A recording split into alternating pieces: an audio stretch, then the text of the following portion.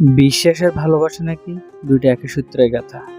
যেখানে বিশ্বাসই থাকে না সেখানে ভালোবাসাটা কি করে খুঁজেন? দেখবেন একটা সম্পর্কের সর্বপ্রথম ভিত্তি সেটা হলো বিশ্বাস। আর আমরা আমাদের এই সম্পর্কের মাঝে আমরা কিন্তু বিশ্বাসই করি না। আমাদের থেকে আমাদের প্রিয়জনরা যদি একটু দূরে থাকে তাহলে আমরা সবসময় সন্দেহের চোখে দেখি বা সন্দেহ করি যে আমার এই মানুষটা আমার বিশ্বাস রাখতে পারছে তো।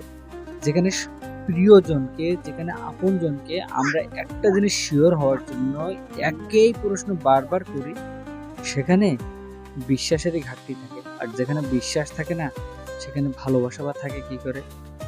আপনারা বলতে পারেন যে কেন খালি সন্দেহের কথা বলতেছেন, কিন্তু যে মানুষটার উপরে আমরা ভরসা করি সেই মানুষটা কি ভরসা রাখতে পারতেছে?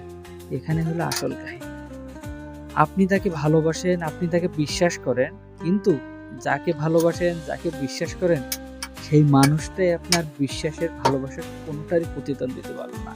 তাহলে কি সে বিশ্বাসঘাতক নয় কি? বিশ্বাসঘাতক, প্রতারক কখনো ভালোবাসার যোগ্যই হয় না। যে বিশ্বাসঘাতকতা করে সে কোনোদিন ভালোবাসতে পারে না।